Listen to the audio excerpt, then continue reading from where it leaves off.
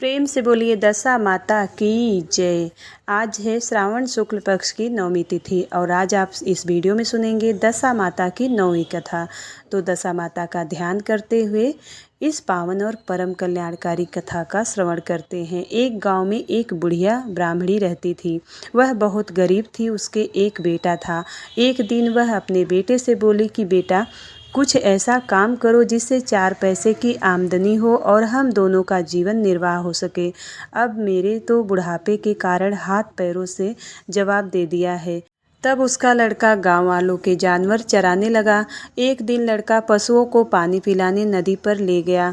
वहां पर महिलाएं स्नान करके दशा माता की डोरा ले रहे थे।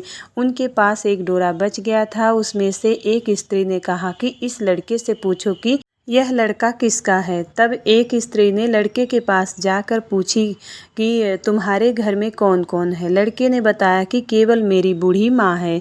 स्त्रियों ने लड़के को एक डोरा देते हुए कहा कि तुम इसे ले जाकर अपनी माता को दे देना और कहना कि इसका पूजन करे और व्रत करे। हम तुम्हें सीधा और पूजा की सामग्री भी देते हैं, इसे भी अपने माता को दे देना। लड़के ने उनसे डोरा लिया और फिर सब स्त्रियों ने उसे सीधा भी दिया। लड़का उस सामान को लेकर घर आया। उसने दरवाजे से ही माँ को पुकार कर कहा कि गठरी को उतार लो, मैं तो बोझ से दबा जा रहा हूँ। उसकी माँ बहुत प्रसन्न हुई। माँ ने बेटे से पूछा कि यह सब कहाँ से लाए हो।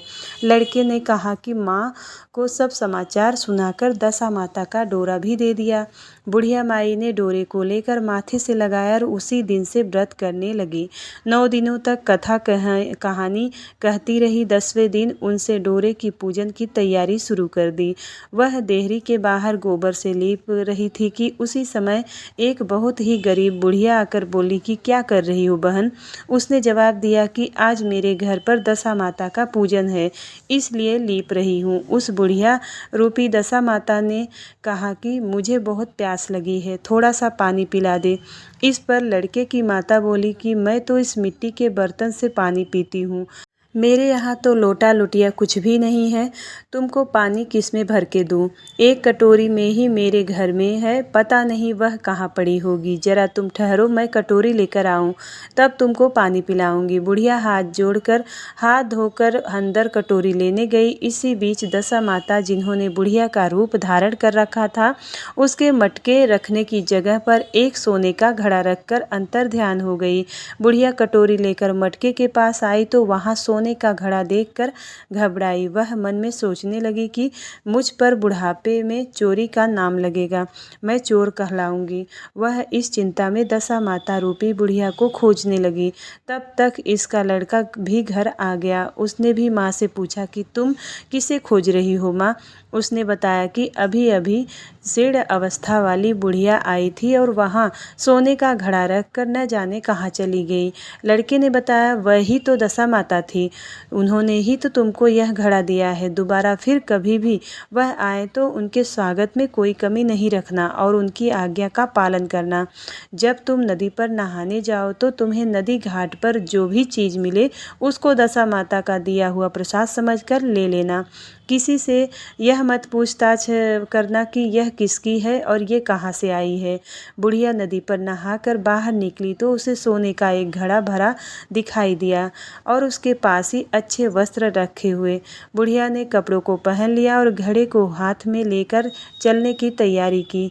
4 कहार एक डोली लेकर उसके पास आए। कहारों ने उसको डोली में बैठाया और कहा कि बुढ़िया जब घर पहुंची तो उसने देखा कि वहाँ तो एक आलीशान महल खड़ा है।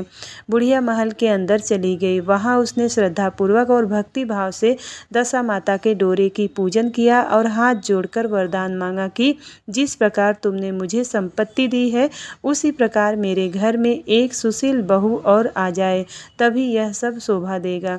कुछ दिनों के बाद लड़के का विवाह हो गया और बहुत ही सुंदर व सुशील बहू बुढ़िया के घर में आ गई। बुढ़िया ने दोबारा दशा माता से वर मांगा कि जैसे मेरे बहू बेटे सुशील और सज्जन है उसी प्रकार मैं एक पौत्र पाऊँ।